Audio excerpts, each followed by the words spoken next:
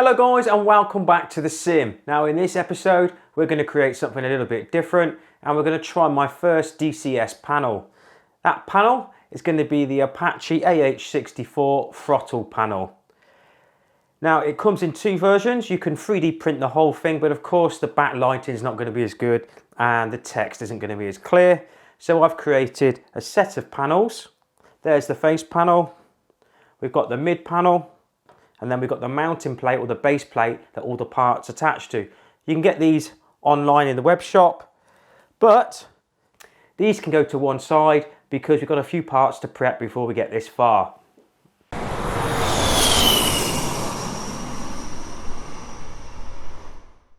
So first of all, we're going to start with the friction rail, and this supports the friction lever that controls how much friction is on the two throttles. You are going to need a glue gun, and I've tried all sorts of things to get a decent friction on PLA parts, from furniture pads to pretty much everything. Hot glue works the best, and all you've got to do is fill that recess slightly proud of hot glue. And if I can do this, try and make it look neat. Doesn't have to be too neat though. Done. And now we've got our two little drum brakes. Now these activate onto the thrust levers to provide basically brake pads.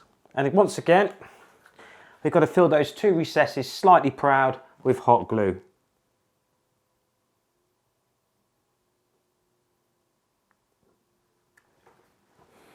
Put that to one side.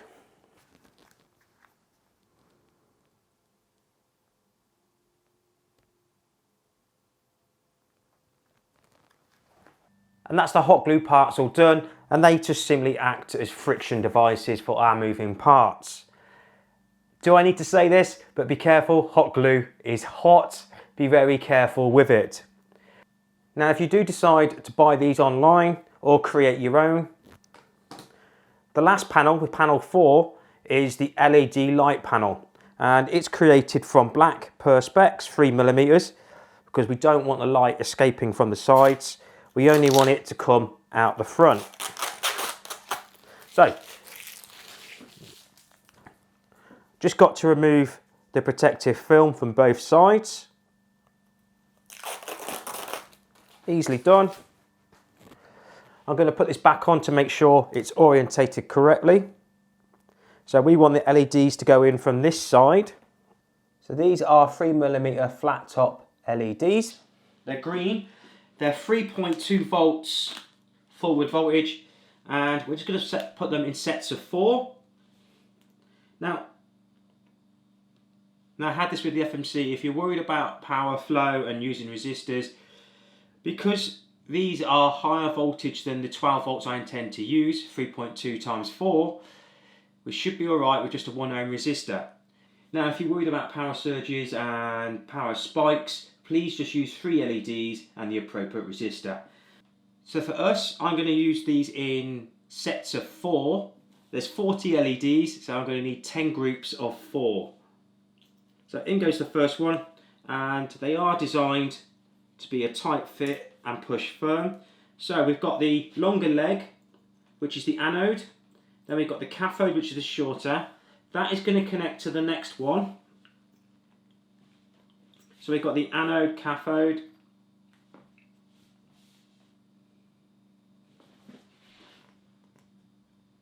Anode, cathode. And finally, anode, cathode of the first set. 1, 2. And then I can just bend the legs and create a circuit.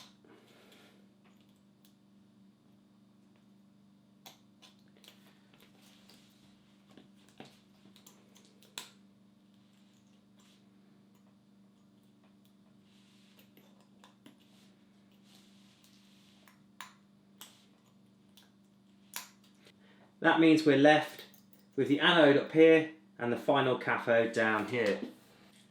And then apply a bit of solder to join the legs.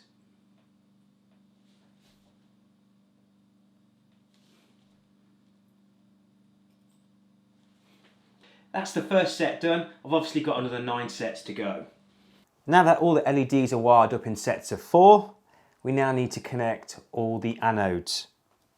So here's my first anode here. It needs to go to here and here at the same time. So I should be able to cross those together like so. That'll connect them. But we are going to need a bit of wire to go from here all the way across. The first wire I've cut is quite long. I've got 2 of these. These are going to be the power lines. This was going to be the 12 volt positive. And then we're going to need loads of shorting links to connect all these joins.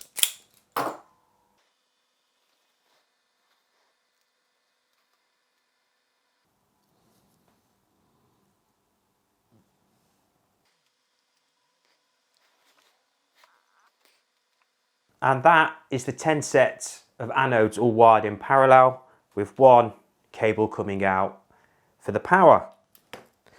For the cathodes, I'm going to put 1 ohm resistors in each set of 4 just to minimise the current surge on application of power. And let's see how we can connect these up.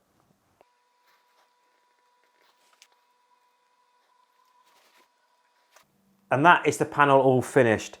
Now, it's not my best work, but it's done, it's wired. There is a PCB coming. It's just going to take a little bit of while to get it here, make sure it works, and then order the big batch. It's still in prototyping. It's a work in progress. So with this, it's all wired. We've got our 2 power leads, 12 volts, ground and positive 12 volts. The only thing that you need to make sure is that there's 4 holes in the back of the LED plate here, and that's to mount the assembly to once we've built it. Just make sure that they're clear, there's no wires running across the holes. They can be to the left and right, it doesn't matter. Okay, enough waffling. Let's power this up. Make sure it works first. It's only LEDs, so there shouldn't be that too much of a problem. What am my voltage at? I got 4 volts, so we're not going to blow anything up with that. Okay, so nothing's on at the moment, didn't expect it to. Let's just bring that up to 12 volts. There's 10. Switch the output on, that would help. 10 volts, oh, it's all lit up, good. There's 11. Just change that to 12 volts, dead, so that's what we would normally give it. Okay, let me just quickly check to make sure all the light LEDs are lit. They all look lit. I guess the best way would be to turn it over. Oh, how cool does that look? Yeah, I really like that in the green LEDs in the black in a random position. Kind of looks a bit starry-eyed. So that's the correct voltage. We're still only at 20 milliamps. So let me put the amps right up now and see what the maximum current draw is.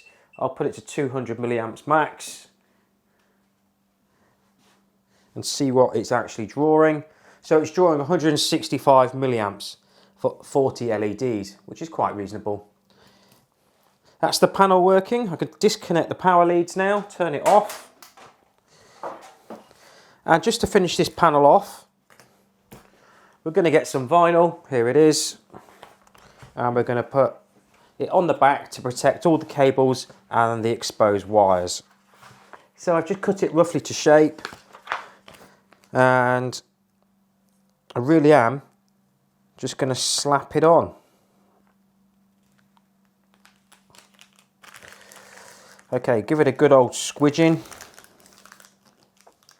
Looks a bit of a mess, but this is going to look much better in a second when we bring in our heat gun.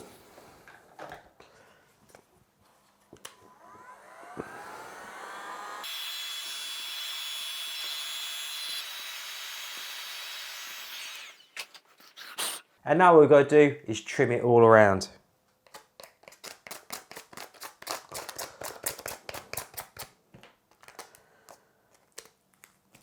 And there we have it, our finished Lightflow panel. Well, that's actually not the Lightflow panel, that's the lighting LED plate. But looks smart on the front, looks a lot tidier on the back. With our LED plate done, we can put that to one side and we can bring in our face plates.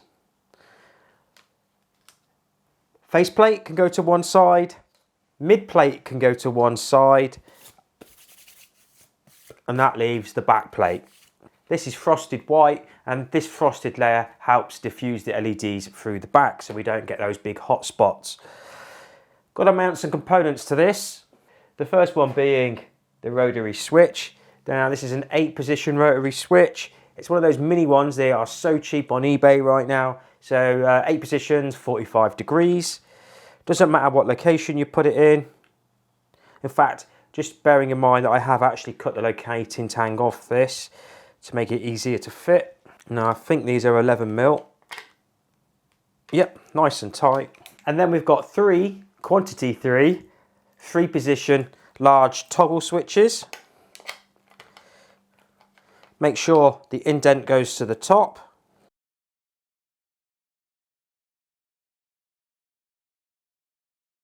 Back plate goes onto the base plate.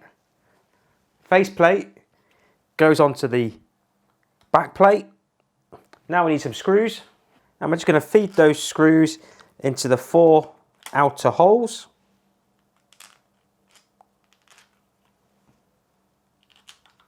Just going to flip it over, put the LED plate on,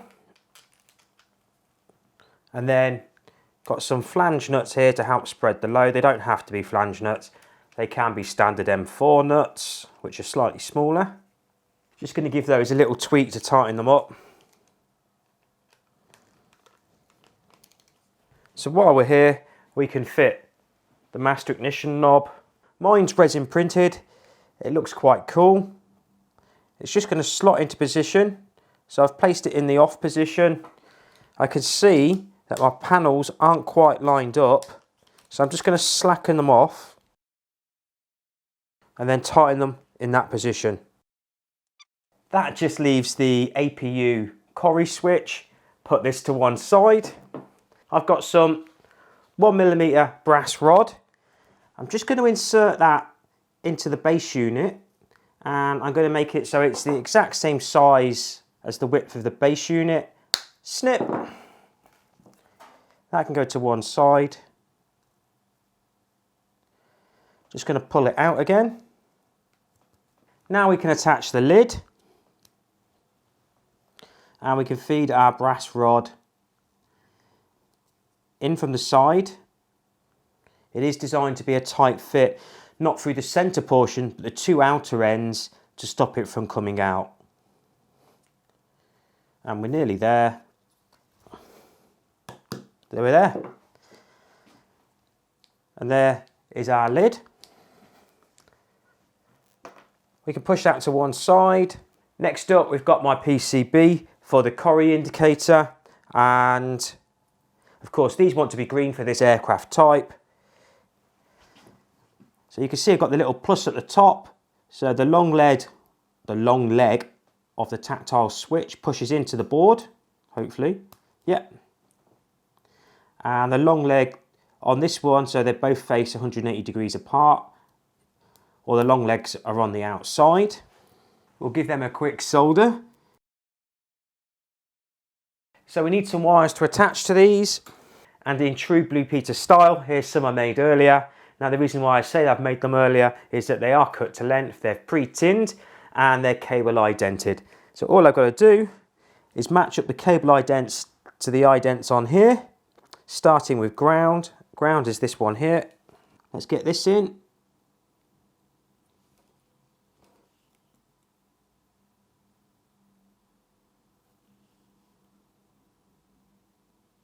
And finally the upper lead.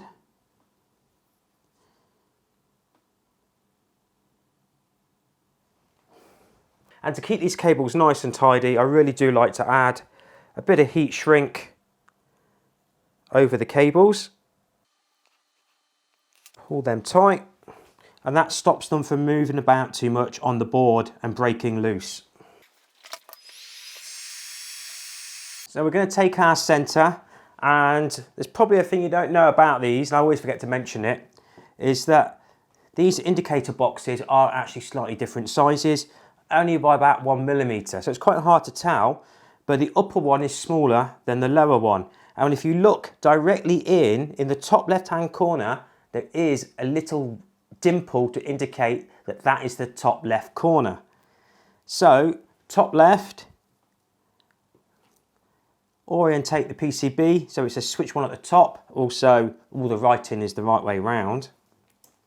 Feed the inner corrie to the outer corrie, and then at 45 degrees insert the tactile switches and push. And there we go, we are connected. We'll put some screws in. One, I'm only going to use 2 screws because the other 2 screws I'm going to use for a back plate that I haven't designed yet, but I've been thinking about it. Honest. Right, here we go. So I'm going to feed the wires through the orifice.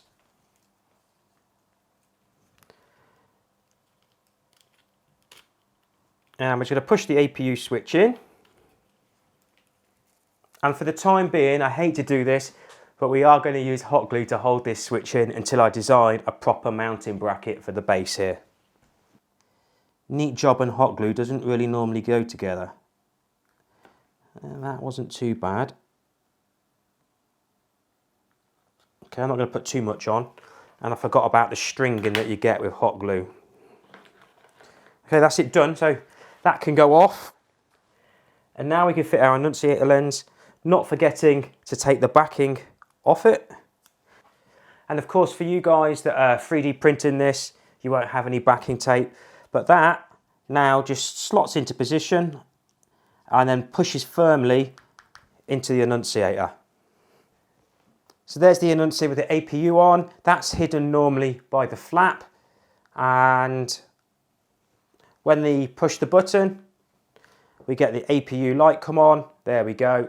And that annunciator shows if the APU is on or off, even though if the flap is down or up. There we go. I will apply power to the back plate now and see if that will show on camera, but I don't think it will because the studio lights are so bright. Don't know if you can see that on camera, but all the backlighting is now glowing green and it looks pretty cool. Right, let's move on to building the mechanism, the throttle levers themselves. That's quite a heavy unit already. But hopefully you'll agree, for my first military panel, I'm quite pleased. I mean, that is looking good. I don't know if it's just because I've got a soft spot for Apache parts, but that is bringing back a lot of memories. Okay. I'll rest this on this sexy case. Now I made this case because I'm initially not going to build the whole Apache cockpit just yet, and it'd be nice just to mount it on the unit like that. Put that to one side. This case was printed on the Bamboo Labs X1 and it took hardly any time. I think I'm going to say 4 hours, don't quote me on that, but the print quality is amazing and the speed is just phenomenal. Makes prototyping so much better. Okay, back to one side. Let's get into the nuts and bolts of this thing. Hopefully I can remember how I put it together. We're going to need our center plate. That's what the whole unit is based around. We've got our left and right throttle stems. And the only thing you've got to remember, and I've got to remember, is that hole is going to point forward and the gear section of the throttle stem must face aft on both sides. That's how you know you've got your left and right correct. We've got our friction lever assembly. That's going to slot in like so.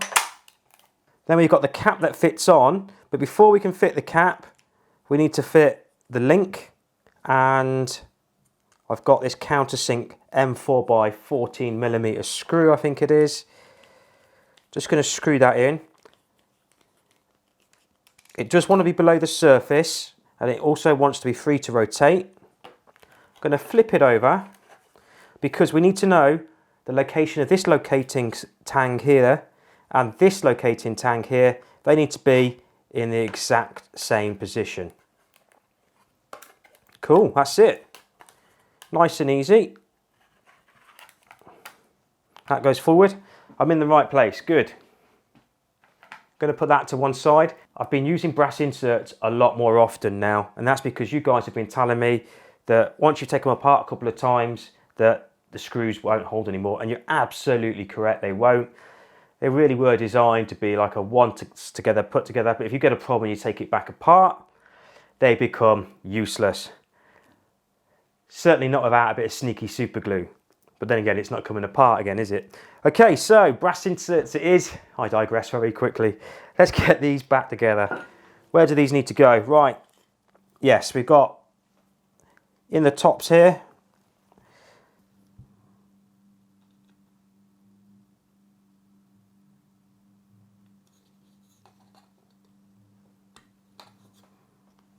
Wow, that's stuck in well.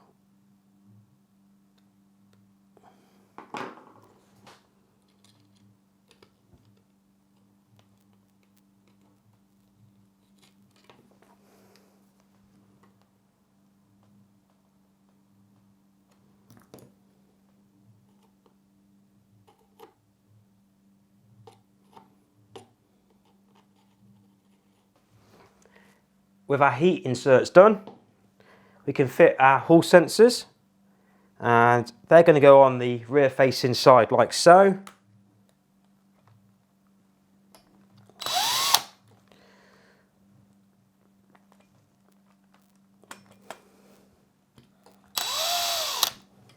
There's one side. I am going to leave them loose so we can do the adjustment later. So I've gone to put the plates on, and the number 2 throttle stem and the friction cap has fallen off. I'm just going to leave them to one side for the time being. I'm going to find the right hand inner plate. It's just going to slot that into position between the levers. Got the right hand outer plate. Then we've got some M4 threaded rods to go in left and right. There we go. And that's just going to help brace the assembly together. We can flip that over, not forgetting to put the number 2 throttle stem back on. Just going to make sure that the alignment spigots are aligned. Then we've got the left hand inner plate. On it goes. Left hand outer plate. And then we just got 2 M4 nuts. Now we can put our M8 threaded rod through the middle. And it's this threaded rod that helps support all the levers. So it doesn't want to be too tight that it restricts the movement.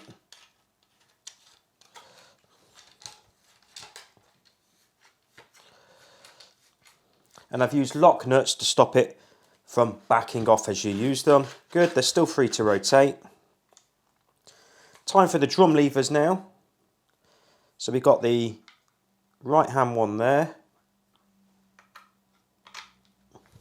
Is it going to go in? Yep. Then we've got the left hand one. Another M4 lock nut. Oh, there's more to come yet. Now they don't want to be too tight. That is too tight. They want to be kind of free to rotate. That's better.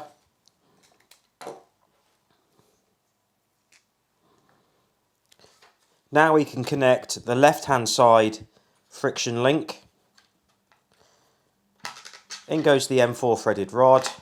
But before we connect the right hand side drum brake, we've got a 3D printed ferrule, and that just stops the drum brakes from squeezing together and catching on the centre plate here.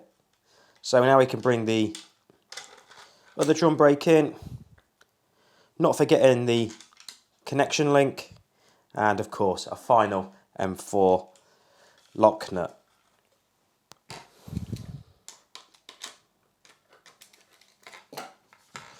To connect the link to the friction lever assembly, it's got a M4 screw. Give that a little tweak. There we go. And there you can see the friction levers in operation.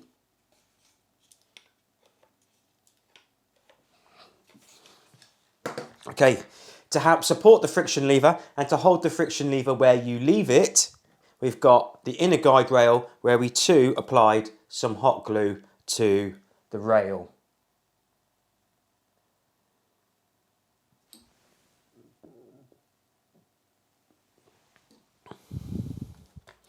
That's just going to slide in behind the friction lever, and we've got two M4 by 25mm screws.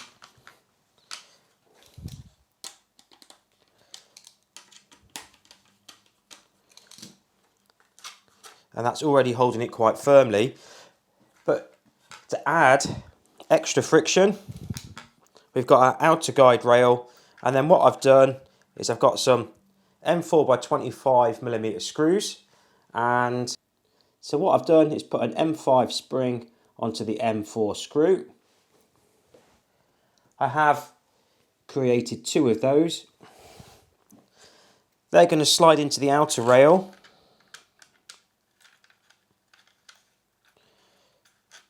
And we're going to do them up equally.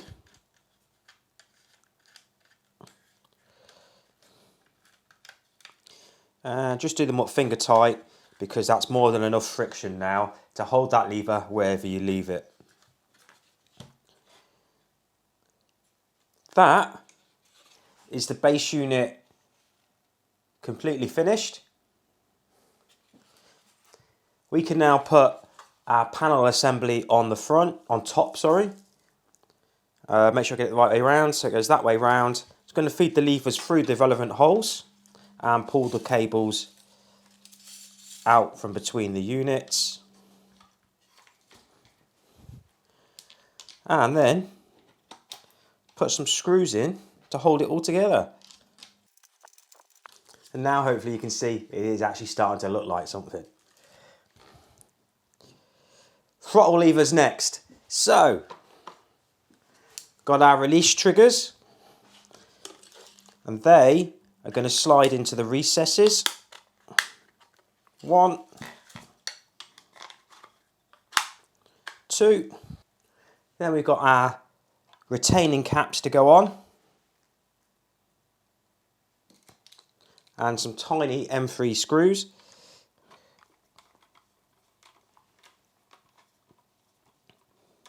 There's one.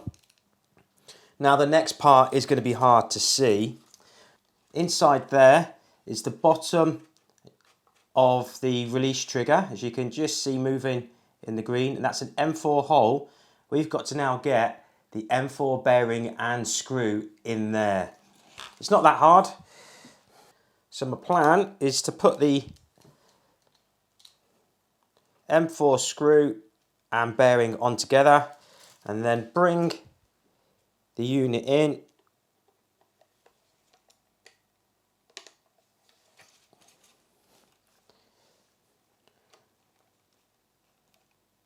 And then to tighten it up.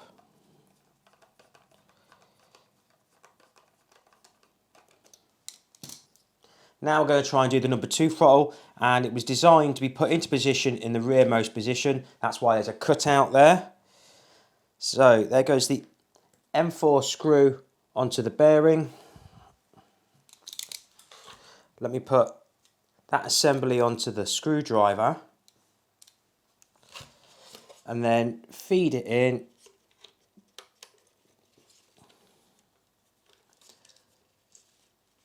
I'm just trying to get it so you can see on camera, but I don't think you're going to be able to because it is quite tight. And it's fitted. I think that's all the mechanisms built now. All we've got to do is attach some knobs and add the final 2 springs. Now I've resin printed these throttle knobs. They've got a lovely weight to them, and the finish is just superb. So the slanty side, that's the number 2 throttle handle. That's just going to slide into position, and we're going to attach it with a countersunk screw.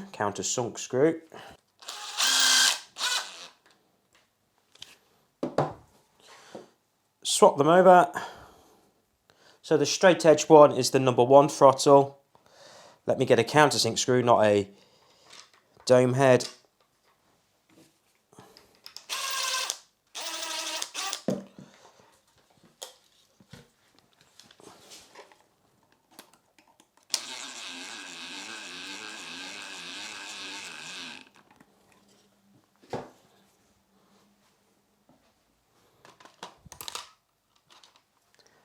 Then we've got our 2 release trigger springs. So we need to push the release triggers fully down and then just slide the springs. Going to slide the spring into the recesses of both the handle and the trigger. And now we've got a working trigger release. Swap them over and repeat. Make sure the trigger's fully down. Insert a second spring. They won't come out once they're in the recesses. The rollers are now rolling on the cam assemblies and they'll stop at idle, and to get them from idle into off you need to lift the throttle release ups, and then they lock in there as well so you can't accidentally knock them on.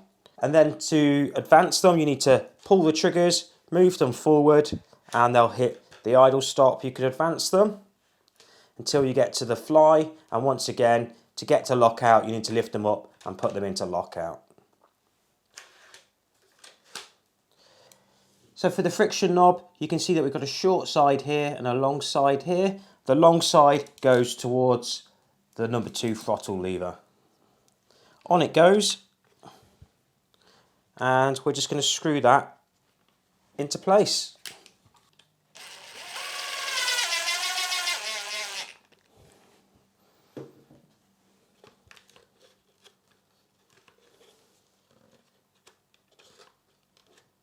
Done.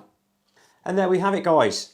There is my first AH64 panel, also my first military panel. I think it looks pretty cool. It really operates really well. I think it just looks the B's and E's. Okay, now I'm not going to connect all the wires up because realistically the only program that has this on the sim is DCS. And even though I've now got DCS because I use the virtual cockpit to design the panels, I don't really use it that much. That might change in the future when I've got a bit more time. But at the moment, I want to get this mounted into its case. And of course, that's going to be really easy. Just going to feed the wires in. I am just going to pull the 2 light panel wires out so we can light it up. That's going to slot in there. Shove some screws to stop the panel coming out of the case.